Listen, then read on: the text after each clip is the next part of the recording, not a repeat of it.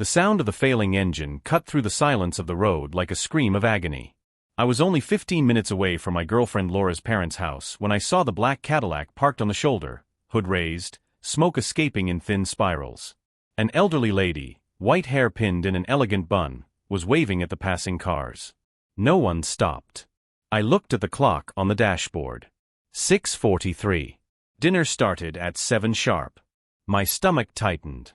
I had been nervous about this dinner for weeks. Laura's parents lived in Riverside Estates, one of those neighborhoods where the gates have intercoms and the houses look like museums. I was a mechanic. Worked in a shop downtown, hands always carrying traces of grease, nails that never got completely clean no matter how much I scrubbed. Laura said it didn't matter, that they would accept me. But her voice trembled whenever she talked about her father. The Cadillac was still there. The lady looked my way as I drove slowly past. Our eyes met for a second. She didn't seem desperate, just tired. Resigned, maybe. As if she already knew no one was going to stop. I pressed the brake. I'm not exactly sure why I did it. Maybe because my mother always taught me you don't leave someone stranded on the road. Maybe because I recognized that look of someone who needs help but has already lost hope of getting it. I pulled my pickup in behind the Cadillac and turned off the engine. When I got out, the lady was already walking toward me. She wore a simple navy blue dress, but there was something in her posture, in the way she held her leather purse, that revealed class. Old money, as Laura used to say. "Thank you for stopping," she said, and her voice had that soft firmness of someone used to being listened to. My car just died out of nowhere. I called the tow truck, but they said it'll take at least an hour. I looked at the Cadillac. 1985 model, impeccable. The kind of car someone keeps out of love, not necessity. "I can take a look if you'd like. I'm a mechanic." She studied my face for a moment, then nodded. I approached the engine carefully, as I always did with old cars. They were temperamental, full of personality. The smoke smelled of overheated coolant. I touched the upper radiator hose and felt the excessive heat. When I bent down to check underneath, I saw the problem: a burst hose, green fluid forming a puddle on the asphalt. "It's the radiator hose," I explained, standing up. "It burst. The engine overheated." The lady frowned. "Is that serious?" "It's fixable. But not here, not like this." I wiped my hands on a rag I always carried in my pocket. "You'll need that tow truck after all." She sighed, looking at the empty road. "An hour," they said. I looked at the clock again. 6:51. My heart started beating faster. If I left now, I'd be 10 minutes late. I could make up an excuse. Traffic, maybe. But I looked at the lady, alone on that road, and I couldn't move. "I have a spare hose in my truck," I heard myself say. "I can make a temporary fix. It won't last forever, but it'll get you home." Her eyes brightened. "Would you do that?" Of course.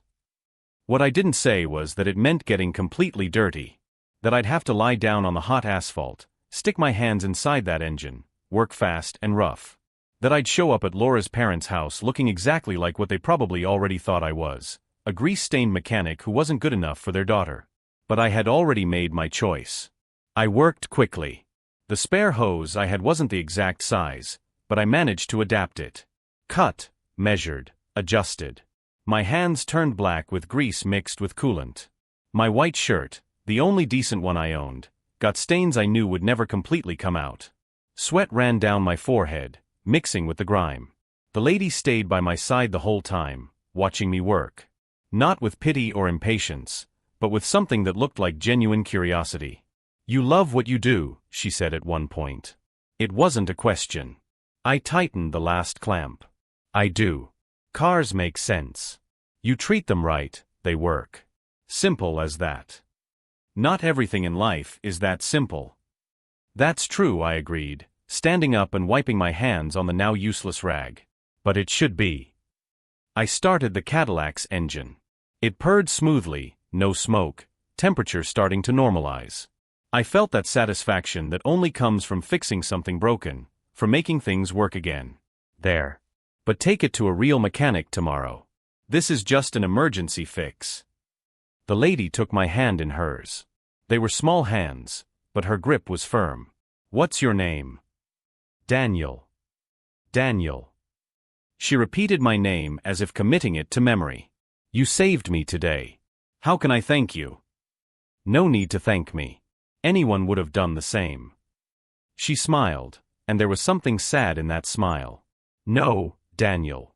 Not anyone. You were the only one who stopped. I went back to my pickup, hands still dirty, shirt ruined. 7:23. I was over 20 minutes late. My phone had 3 missed calls from Laura. I drove as fast as the law allowed to Riverside Estates. The gate guard looked at me suspiciously before calling the house and letting me through. The streets were wide, tree-lined, silent. Each house larger than the last. Laura's parents' mansion was at the end of a cul-de-sac. Red brick, 3 stories, gardens that looked straight out of a magazine. I parked my old pickup between a Mercedes and a BMW, feeling completely out of place. Laura opened the door before I could even ring the bell. She looked beautiful in a green dress, but her face was pale. Daniel, where were you? My parents are furious. I tried to explain about the lady, about the car, but the words tumbled out awkwardly. Laura looked at my dirty hands, at the stains on my shirt, and I saw something fade in her eyes. Disappointment, maybe. Or fear. You couldn't have just called a tow truck for her. Her voice was a desperate whisper. Before I could answer, a deep voice echoed from inside the house. Laura, bring your boyfriend in. Let's meet this young man who thinks our time has no value. I swallowed hard. Her father. I hadn't even seen the man's face yet, but I could already feel the judgment hanging in the air like a guillotine about to fall. Laura took my hand, but her fingers were cold. My dad is intense. Just, please try not to argue with him. We walked in together. The inside of the house was exactly as I'd imagined. Everything white and gold, crystal chandeliers, art on the walls that probably cost more than I made in a year. My dirty shoes seemed to desecrate the marble floor with every step. The dining room was enormous. A polished mahogany table, upholstered chairs, a crystal cabinet full of glasses that looked too fragile for real use. And there, sitting at opposite ends of the table like judges in a courtroom, were Laura's parents. The father of Laura rose slowly, every movement calculated to display authority. He was taller than I had imagined, and his upright posture made him seem even larger. He walked toward me unhurriedly, his eyes scanning every inch of my body like a machine searching for defects. So you're Daniel. It wasn't a question. It was a statement dripping with disapproval. 27 minutes late for an appointment we scheduled 3 weeks ago. Sir, I can explain.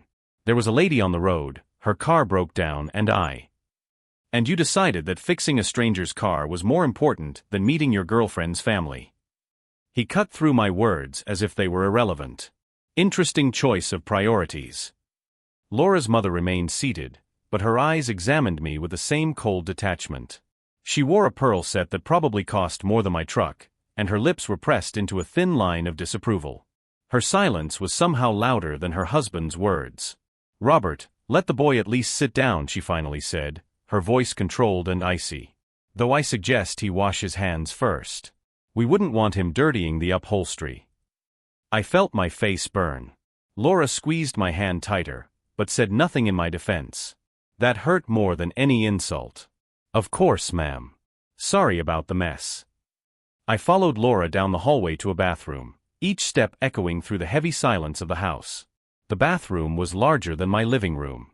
I tried to clean up, but the grease was stuck deep under my nails, and the stains on my shirt refused to fade no matter how much I scrubbed with the expensive lavender-scented soap.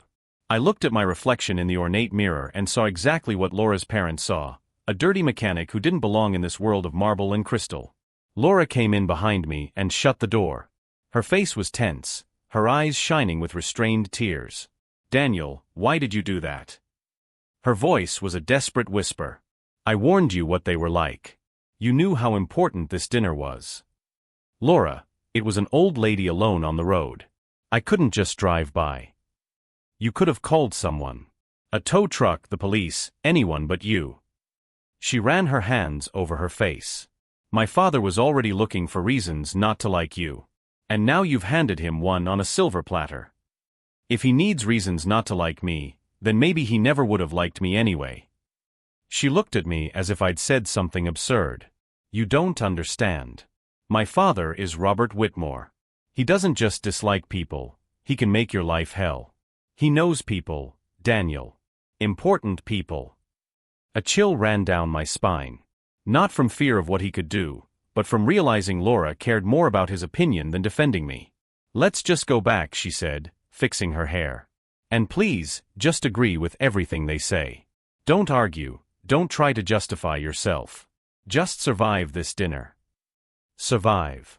As if I were walking into a war zone. We went back to the dining room. Robert stood beside the chair at the head of the table, waiting. Laura's mother, whose name I still didn't know, was drumming her fingers on the table impatiently. A uniformed maid was setting plates, moving silently like a ghost. Sit, Robert ordered, pointing to a chair opposite Laura's. Clearly, he didn't want us sitting together. Let's eat while the food's still hot. Or rather warm, since we waited half an hour. I sat. The chair was uncomfortable despite its expensive padding. Or maybe it was just the tension that made everything uncomfortable. Dinner was sophisticated, some kind of fish with white sauce, grilled vegetables arranged artistically on the plate, and red wine in crystal glasses I was afraid to touch.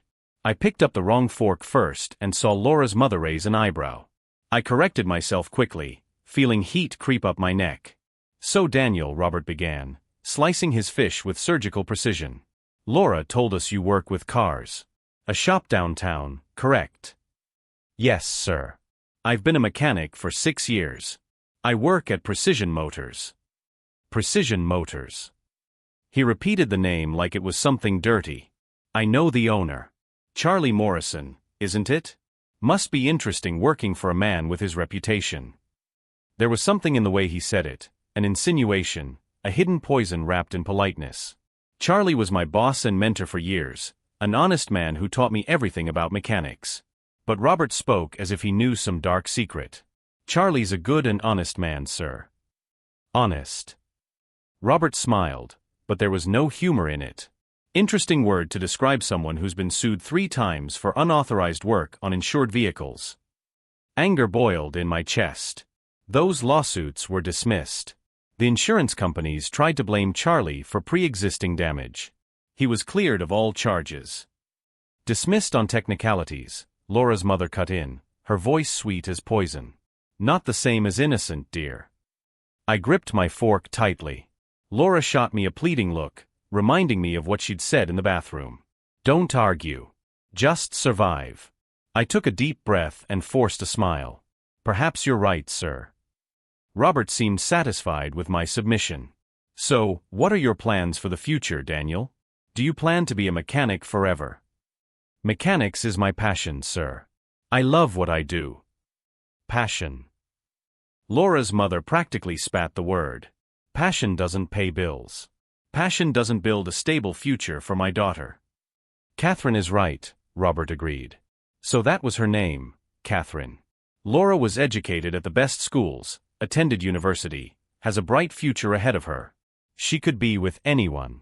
Doctors, lawyers, businessmen. And she chooses a mechanic. His words were like knives. Each one carefully aimed to make me feel small, inadequate, unworthy. Dad, please, Laura finally spoke, but her voice was weak. Without conviction. No, let him answer, Laura. Robert leaned forward, eyes fixed on me. What do you have to offer my daughter, Daniel? Financially, I mean. Let's talk numbers. How much do you make per month? My stomach twisted. That's personal, sir. Personal. Catherine let out a short laugh. You're dating our daughter. Nothing is personal when it comes to her future. So? How much? I looked at Laura, searching for any kind of support, a word of defense. But she was staring down at her plate, unable to meet my eyes. I make enough to live comfortably. Comfortably. Robert chewed the word along with his fish. Vague. Very vague. Let me be more specific. Could you afford a house in this neighborhood? Maintain the lifestyle Laura's accustomed to? Trips to Europe, 5-star restaurants, designer clothes. I can give her love, loyalty, respect. Love doesn't pay the mortgage, Catherine interrupted. Loyalty doesn't cover tuition for the grandchildren. Respect doesn't buy security. Our daughter deserves someone of her level, Robert continued, his tone hardening. Someone who understands our world. Someone who can move in our circles without embarrassing her. Embarrass her. The word hung in the air like an accusation. I would never embarrass Laura. You already did. Catherine pointed to my stained shirt. Arriving late, dirty, smelling like engine grease. Do you think that's appropriate? Do you think when we have dinners with our friends, our business partners, we could bring you along looking like that? Each word was a slap. And the worst part was that Laura stayed silent, letting them tear me apart without raising a finger to defend me. Listen, son, Robert wiped his mouth with his napkin, a casual gesture that somehow felt threatening. I'll be direct because wasting more time doesn't please me. You seem like a decent guy. Hardworking, polite enough. But you're not suitable for our daughter. It's as simple as that. Robert, Laura finally raised her voice, but it sounded more like a weak protest than real defense. Let me finish, Laura. He lifted his hand, silencing her instantly. He turned his attention back to me. How much? I blinked, confused. How much what, sir? How much would it take for you to walk away from Laura's life? 50,000? 100,000? Everyone has a price, Daniel. What's yours? It felt like I'd been punched in the gut. He was offering me money. A bribe. To abandon the woman I loved. You're offering me money to break up with your daughter? I'm offering a practical solution to an inevitable problem. You and Laura won't last. It's obvious. You don't belong in her world. Sooner or later, that reality will destroy your relationship. I'm just accelerating the process, and compensating you for the inconvenience. I looked at Laura, expecting outrage, anger, anything. But I saw only silent tears streaming down her face, and still, she said nothing. She didn't defend me. She didn't shout at her father. She just cried quietly while he tried to buy me off as if I were an unwanted stock in his portfolio. I love your daughter, I said, my voice steadier than I expected. And I'm not for sale. Robert sighed as if I were a stubborn child refusing to see reason. You're making a mistake. Both of you are. But... Robert leaned back in his chair, studying me like a chess player evaluating his next move. Catherine took a sip of wine, her eyes never leaving my face, waiting for the moment I would break. Your stubbornness is admirable though misguided, Robert said, folding his napkin with methodical precision. But since you insist on continuing this charade, let me make something clear. I have connections in this city. I know people who matter. One word from me can close doors before you even know they exist. Are you threatening me, sir? I'm painting a realistic picture of your future if you continue down this path. He smiled, but it was the smile of a predator. Charlie Morrison, your boss at Precision Motors. He has a lucrative contract with Riverside Premium, doesn't he? It would be a shame if that contract were reconsidered. I felt the blood freeze in my veins. Riverside Premium accounted for 40% of the shop's revenue. Losing that contract could destroy Charlie's business. You wouldn't do that. Don't test me. His voice was pure ice. I'm a member of the Dealership Association Board for this region. A recommendation from me carries weight. And I can guarantee it won't be a favorable one. Laura finally spoke, her voice cracking. Dad, that's too much. You can't ruin his life just because. Just because he's not good enough for you? Catherine cut in, her voice sharp. We can and will protect our investment. You are our daughter, Laura. We paid for your education, for your opportunities. We won't let you throw it all away over a youthful infatuation with someone unsuitable. Investment. She called her own daughter an investment. Laura isn't your property, I said, feeling anger pulse in my temples. She's an adult capable of making her own choices. An adult. Robert laughed, a dry, cruel sound. She's 24. Fresh out of college. Still living in an apartment we pay for, driving a car we bought, using a credit card linked to our account. Every decision she makes is supported by our money. So yes, she's our property until she proves she can survive without us. I looked at Laura, hoping she would explode, defend her independence. But I saw only defeat in her eyes. She knew her father was right. She was dependent on them, and they used that dependence as a leash. Laura can get a job, I said. She has a marketing degree. She's smart, capable. A degree we paid for, Catherine reminded. And as for jobs, do you think anyone in this city would hire our daughter against our wishes? One word from us, and no respectable company would open its doors to her. They had thought of everything. They had built a golden cage around Laura so perfectly that she didn't even realize she was trapped. So that's it. My voice came out lower than I intended. You're going to control every aspect of her life forever? Choose who she dates, who she marries, how she lives. We're going to guide her toward the right decisions, Robert corrected. As responsible parents do. And the right decision now is to end things with you and find someone appropriate. The maid entered quietly to clear the plates. No one had eaten much. The fish on my plate was cold and untouched. My stomach was too twisted for food. Dessert will be served soon, Catherine announced, as if we hadn't just had a conversation about destroying lives. A lemon tart I ordered specially from the French patisserie downtown. I hope you enjoy it. Her casual normalcy after such a brutal discussion was disturbing. As if ruining people was just another social activity between dinner and dessert. I won't stay for dessert, I said, standing up. Thank you for the dinner. Daniel, wait. Laura stood too, her eyes pleading. Please, don't leave like this. We can talk. Talk about what, Laura? About how you sat there while your parents humiliated me. About how you didn't defend me once. Tears streamed down her face. It's not that simple. You don't understand. You're right. I don't understand. I felt my voice break. I thought you loved me. But love doesn't stay silent while the person you love is being torn apart. I love you, she cried. But they're my parents. I can't just. Just what? Choose between them and me? Because that's exactly what's happening, Laura. And it looks like you've already made your choice.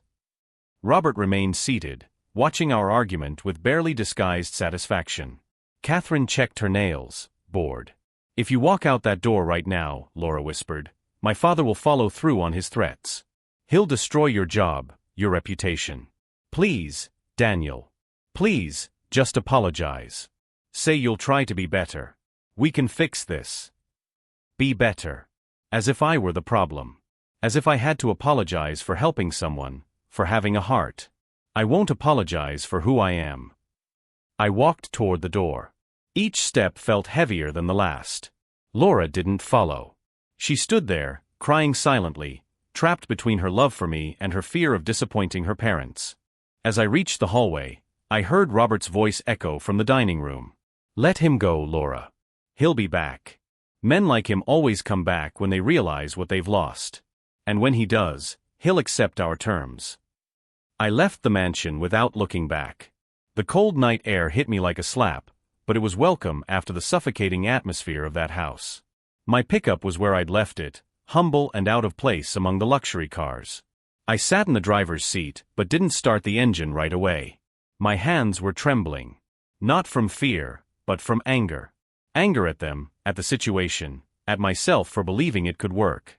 My phone buzzed. A message from Laura. I'm sorry. I'm a coward. I know. But I can't lose everything. Please understand. I didn't reply. There was nothing to say. I drove back to my small rented house on the less glamorous side of town. The place was modest, in need of repairs I kept postponing, but it was mine. No one had power over me there. In the days that followed, I buried myself in work. Charlie noticed something was wrong but didn't ask, respecting my silence. I fixed cars with almost violent focus, as if every engine I brought back to life could fix something inside me. Laura called 3 times. I didn't answer. She sent messages I read but didn't reply to. Each message was a variation of the same excuse. She needed time, her parents were being difficult, she still loved me but needed me to understand her position. But I understood perfectly. She had chosen the golden cage. A week after the disastrous dinner, Charlie called me into his office. He looked tired, worried. On his desk was a formal letter with the Riverside Premium letterhead. "They cancelled our contract," he said simply. No real explanation. Just a generic clause about reassessing partnerships. My stomach dropped. Robert had made good on his threat. "Charlie, I'm sorry. This is because of me." He frowned. "What do you mean?" I told him everything. About the dinner, about Robert's threats, about how I refused to take the bribe. Charlie listened in silence, his face growing redder by the minute. "That son of a bitch," he finally exploded. "He thinks he can destroy my business because you're not rich enough for his daughter?" I should have taken the money and broken up with Laura. I should have avoided all this. No. Charlie slammed his hand on the desk. "You did the right thing. You always do. That's why you're my best mechanic. Not just because you're skilled, but because you've got character. And character is worth more than any contract with those Riverside snobs. But the business. We'll survive." He sighed. "It won't be easy, but I've been through worse. I'm not letting you blame yourself for having principles." His loyalty moved me. In a world where Robert Whitmore used money and influence as weapons, Charlie offered something far more valuable: genuine trust. "Thank you, Charlie." "Don't thank me yet. We're going to have to work twice as hard to make up for the loss. Hope you're ready for overtime." I smiled for the first time in days. Always am. 2 days later, something strange happened. I was working under a Honda when I heard a woman's voice asking for me at the front desk. A voice that sounded vaguely familiar. I slid out from under the car, wiping my hands, and froze. It was the elderly woman. The one with the broken-down Cadillac on the road. She was there in the shop, dressed in an elegant gray suit, white hair perfectly styled, leaning on a silver-handled cane. "Daniel," she smiled when she saw me. "I'm so glad to find you. I hope I'm not interrupting." "Ma'am." "No, not at all. Is your car okay? Did the hose hold?" "Perfectly. I took it to my mechanic the next day, as you suggested. He was impressed with your temporary fix. Said it was the work of someone who truly understands cars." I felt pride warm my chest. I'm glad it worked. "Actually," she looked around the shop evaluating, "I came here for another reason. You said you loved what you do. That cars have logic and that you treat them well. I've been thinking a lot about that. About cars. About you." Her eyes, which I'd thought tired that day on the road, now gleamed with sharp intelligence. About how a man can be so kind to a stranger without. The lady took a few more steps around the workshop, examining the tools organized on the wall, the cars in various stages of repair, the meticulous cleanliness that Charlie always demanded. There was something in the way she observed everything, as if conducting a deep evaluation that went beyond what my eyes could perceive. "You never told me your name," I remarked, breaking the silence. She turned to me, and for the first time, I saw a genuine smile light up her face. "Margaret. Margaret Whitmore." The world stopped.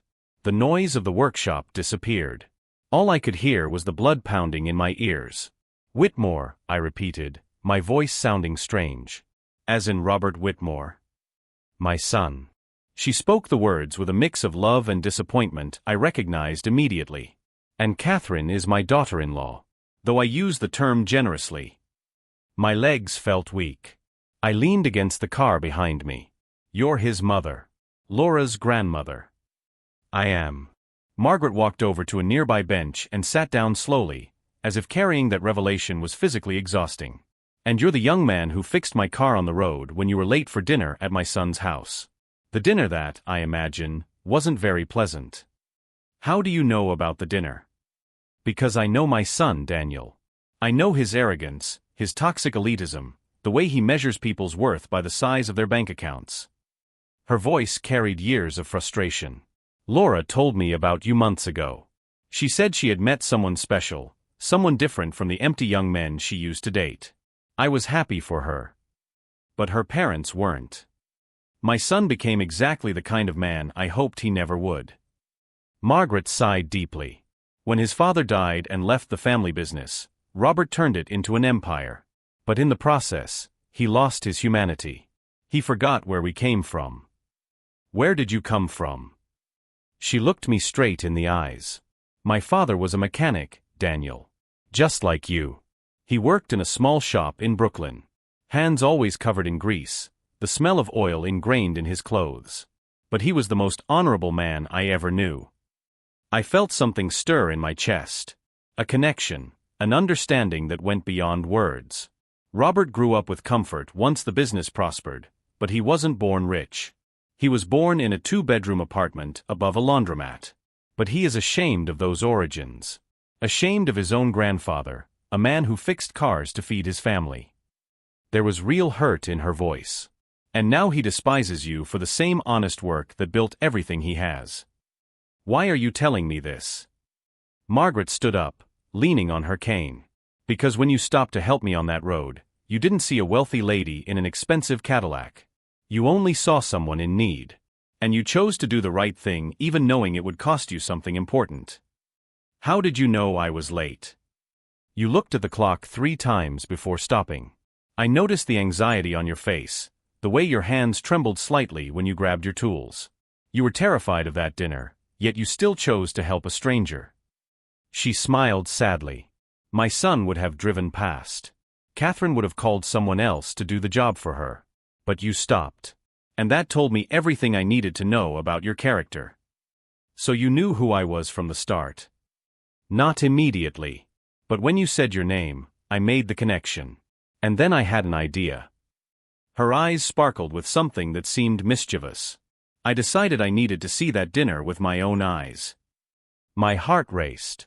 You were there. Not physically. But I have my methods. She pulled her phone from her leather purse. Catherine loves posting about family dinners on social media. She tagged me in a live stream. I watched everything. I felt my face heat up at the memory of that humiliation. So you saw. I saw my son try to bribe you. I saw Catherine call you inadequate. I saw the threats, the calculated cruelty, the way they destroyed a good man simply for not having the right pedigree. Her voice hardened. And I saw my granddaughter remain silent while it all happened. Laura was afraid of them. Afraid or not, silence is complicity. Margaret put away her phone. She needs to learn that lesson. But that's not why I'm here. Then why are you? Because mistakes need to be corrected. Injustices need to be repaired. She walked to the workshop door, looking out at the busy street. Tell me, Daniel, do you know who the president of the dealership association in this region is? A chill ran down my spine. Your son said he was a member of the board. A member. She laughed, a short, sharp sound. My son is just a voting member among 12. But I am the president. I founded this association 30 years ago when my husband was still alive. And I still maintain majority control. The world began to spin again, but now in a completely different direction. Was it you who canceled Charlie's contract with Riverside Premium? Absolutely not. That was my son using the limited influence he has. She turned to me. But what he doesn't know is that I can undo that decision with a phone call. And I already have. Charlie will have his contract back by tomorrow morning, with better conditions than before. I couldn't speak. The words were stuck in my throat. But this is just the beginning, Margaret continued. Riverside Premium is a small dealership. I control relationships with the 3 largest in the region. And all of them need a trusted shop for specialized services. How about I direct that work to Precision Motors? I don't know what to say. Don't say anything yet. Because there's more. She approached, her eyes fixed on mine. I have a private collection of classic cars. 17 vehicles, some over 50 years old. They need regular maintenance, careful restoration, someone to treat them with the respect they deserve. Someone who loves cars not for status, but for the machine itself. You want me to take care of your collection? I want to offer you a position. Chief Restorer of the Whitmore Collection. Generous salary, access to unlimited parts and tools, complete creative freedom. All I ask is that you treat my cars as you treated my Cadillac on the road, with skill, dedication, and integrity. I was dreaming. I had to be. These things didn't happen in real life. But there is a condition, Margaret added, and my heart sank. Of course there was a condition. There always was. You need to accept dinner with me tomorrow night. At my son's house. What? Robert is hosting another dinner. Some business associates, important people. Catherine is preparing one of her over-the-top social productions. Her smile was pure elegant vengeance. And I will be the guest of honor. With 1+1. You want me to go? I want you to come as my personal restorer. As a respected professional working on my valuable collection. I want my son to see exactly what he lost when he tried to destroy you. That will humiliate him. He humiliated you first. Consider this a very belated lesson in humility. Margaret extended her hand. So, what do you say? Will you accept the job and the dinner? I looked at that outstretched hand. It was more than a job. It was justice. It was validation. It was a chance to show Robert and Catherine that they were wrong about me, about my worth, about what really mattered. But it was also about Laura. About seeing her again. About facing the pain that was still fresh. Laura will be there, I said. Yes. I don't know if I can face her. Margaret gripped my hand with surprising strength for someone her age. Then don't go for her. Go for yourself. Go because you deserve to be at that table as much as anyone. Go because kindness and character are worth more than money and status. Go because men like my son need to learn they can't just destroy good people without consequences. I took a deep breath. When is the dinner? Tomorrow at 7. But this time, don't worry about being on time if you find someone who needs help along the way. Her eyes sparkled. Stay true to who you are, Daniel. It's exactly who you are that makes all this possible. She left the workshop like an elegant storm, leaving me standing there, trying to process everything that had just happened. Charlie appeared from his office, where he had clearly overheard the entire conversation. So, he said with a huge smile, looks like you have a dinner tomorrow. Seems so. And a new job. I still work here, Charlie. I will always work here. He patted my shoulder. I know, kid. I know. But take this extra job. You deserve it. And more than that, it'll be fun to see the look on that. The next night arrived far too quickly. I spent the day oscillating between confidence and nervousness, mentally rehearsing what it would be like to enter that house again. But this time would be different. This time, I wasn't alone. Margaret picked me up at 6:15 in her Cadillac, now perfectly restored by her regular mechanic. She wore a dark green velvet dress and a pearl necklace that probably carried more history than I could imagine. Are you okay? She asked as we drove toward Riverside Estates. Honestly? I'm terrified. She laughed, a soft, reassuring sound. Good. That means you're human. But remember, Daniel, you're not going there to ask for approval. You already have mine. And in the end, that's the only one that matters. The condominium gate opened without hesitation when the security guard saw Margaret's car. Even he knew who really held the power here. When we arrived at the mansion, several cars were parked outside, the Mercedes and BMW I had seen before, plus an Audi, a Lexus, and a Tesla. Important people, just as Margaret had said. I took a deep breath before stepping out of the car. This time, I wore clean dress pants and a blue shirt that Charlie had insisted I borrow. Nothing extravagant, but appropriate. Worthy. Catherine opened the door, her social smile freezing when she saw me beside Margaret. Mother Margaret, how lovely that you came. But I didn't know you'd bring a guest. No. Margaret passed by her with the authority of someone who had built this family. I'm sure I mentioned it on the phone. This is Daniel Torres, the restorer of my classic car collection. An exceptional professional. I saw recognition and shock cross Catherine's face simultaneously. She opened her mouth, closed it, tried to find words. The mechanic? Restorer, Margaret corrected firmly. There's a difference.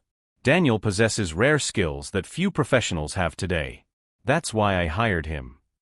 We entered the dining room, where 6 people were already seated, holding glasses of wine and conversing. Robert was at the center, gesturing while telling a story. He stopped mid-sentence when he saw me. The silence that followed was absolute. Laura was seated next to a young man in an expensive suit, perfectly styled hair, a practiced smile. Our eyes met, and I saw tears immediately forming in hers. The man next to her held her hand possessively, but she pulled it away. "Mother," Robert finally found his voice, though it sounded strange. "You brought him." "I brought my restorer," Margaret replied calmly, guiding me to 2 empty chairs. "I hope you don't mind. After all, you always say business and family should mix." Robert looked at the other guests, clearly embarrassed, but he couldn't cause a scene in front of his associates. He forced a tense smile. "Of course. The more the better." Margaret and I sat down. She at my side, her mere presence radiating protection and authority. The other people at the table watched us curiously, clearly sensing the tension but unable to understand its origin. "Allow me to make introductions," Robert said, his voice controlled but with simmering anger beneath the surface. "This is Daniel Torres, correct? An acquaintance of the family." "The new car restorer for Mom," Catherine added quickly, trying to minimize my importance. "Not just a restorer," Margaret interjected, her voice cutting through the room like a sharp blade. "Daniel is the reason I still have my Cadillac. A week ago, my car broke down on a deserted road. I was alone, scared, and dozens of cars passed without stopping. But Daniel stopped. Even though he was late for an important appointment, even knowing he would get dirty, he chose to help a stranger." The people at the table listened intently. Robert and Catherine looked like pale statues. "He fixed my car right there on the roadside, with his own hands and tools. He refused payment. He just wanted to make sure I got home safely." Margaret paused, letting the words sink in. "And that important appointment that made him late? It was dinner here. To meet his girlfriend's parents." One of the men at the table, gray-haired and wearing glasses, looked at Robert with renewed interest. "So you already knew the young man?" "Briefly," Robert muttered. "And how was that first meeting?" the man asked, clearly intrigued by the story. The silence was deafening. Robert could not tell the truth in front of his associates. He could not admit that he had humiliated and attempted to bribe someone who had just helped his mother. "It was revealing," Margaret answered for him. "Revealed a lot about character. About priorities. About what truly matters in life." Catherine tried to change the subject. "Does anyone want more wine?" But Margaret wasn't finished. "My father was a mechanic. Robert's grandfather. An honorable man who worked every day of his life to give the family a better chance. His hands were always covered in grease, just like Daniel's. And I was proud of him. Always proud." Robert closed his eyes, knowing where this was going. "But at some point, my son forgot where he came from. He forgot that honest work built everything we have. He began measuring people by the size of their bank accounts instead of the size of their hearts." Her voice hardened. "And last week, he tried to destroy Daniel. Threatened his job, his reputation, offered money to push him away from Laura. All because a mechanic wasn't good enough for this family." The woman sitting next to Catherine put her hand over her mouth, shocked. The man with glasses looked at Robert with something resembling disappointment. "Mother, this is inappropriate," Robert tried, but his voice was weak. "Inappropriate is forgetting your humanity," Margaret retorted. "Inappropriate is using power and money to hurt good people. Inappropriate is raising a daughter so terrified of disappointing her parents that she cannot defend the man she loves." Laura began to cry openly. The young man beside her shifted uncomfortably, leaning back slightly. "Since that night," Margaret continued, now looking directly at Robert, "I've made some decisions. First, I restored Charlie Morrison's contract with Riverside Premium under better terms. Second, I redirected contracts from 3 major dealerships to his shop. Third, I hired Daniel as the personal restorer of the Whitmore collection, with a salary that reflects his true value." "You can't do that," Catherine protested. "I already did." Margaret smiled coldly. "And there's more. As president of the Dealership Association, I have considerable influence. Influence that, unlike my son, I choose to use to elevate people, not destroy them."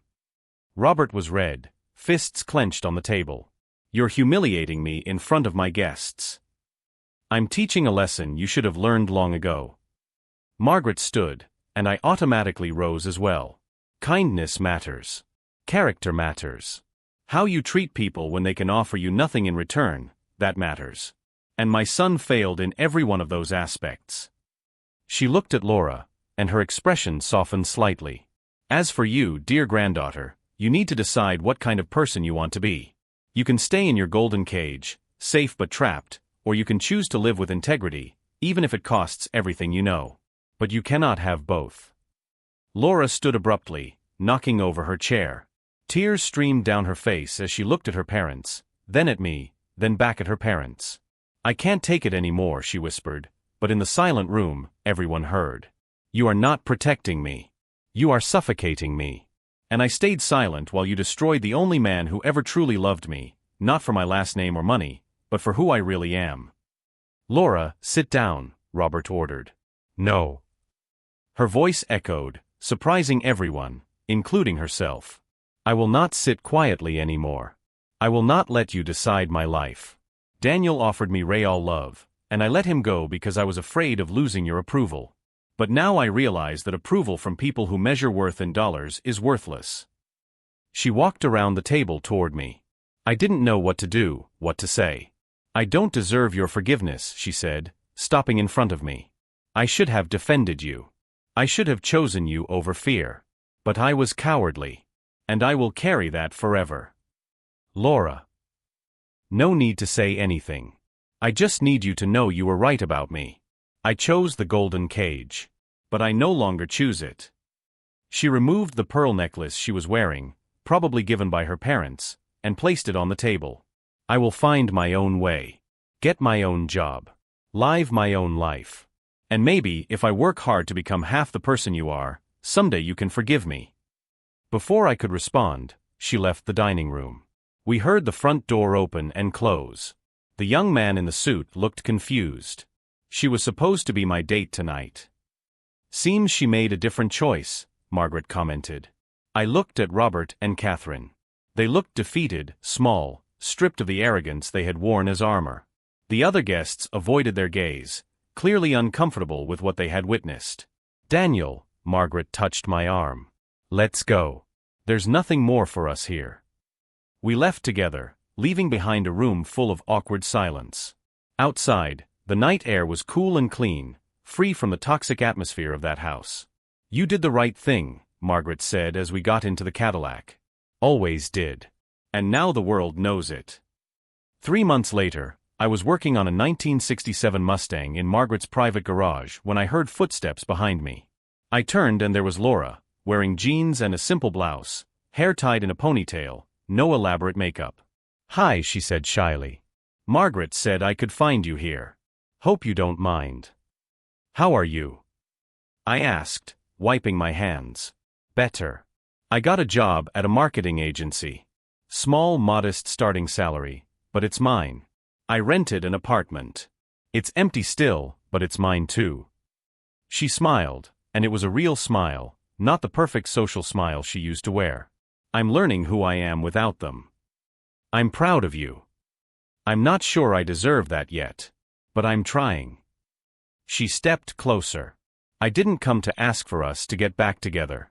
I know I have no right. I came to truly apologize and to thank you. Thank me. For showing me what real character looks like. For not compromising even when it cost everything. For loving me enough to let me go when I wasn't brave enough to stay. Tears glistened in her eyes. You taught me that some things are worth more than comfort and security. I said nothing for a moment, just looking at her. The woman I loved was finally becoming the person she could always have been. Maybe we can start over, I said. As friends. See where it leads. Her smile lit up her entire face. I would really like that. Margaret appeared at the garage door, watching us with maternal satisfaction. Ah, perfect. Laura, you arrived on time. I was about to make tea. Are you two coming? As we walked toward the house together, I realized this story was never about revenge or justice. It was about something simpler and deeper, about choosing to do the right thing, even when it costs everything. About maintaining your integrity when the world tells you to compromise. About having the courage to be who you really are. I stopped on the road to help a lady with a broken-down car and arrived late for the most important dinner of my life. But in that simple act of kindness, I changed everything. Because in the end, It's not what you own that defines who you are. It's what you do when no one is watching. It's how you treat people who can offer you nothing in return. It's the choice to be good, even when being good costs everything. And that choice, I realized as I entered Margaret's house with Laura by my side, was worth every sacrifice. Worth every difficult moment. Worth everything. If this story touched you in any way, made you think about your own choices and the type of person you want to be, leave a like on the video and subscribe to the channel. Because stories about kindness and character need to be told. And maybe, just maybe, they can inspire more people to stop on the road when they see someone in need. After all, we never know when that simple choice can change everything.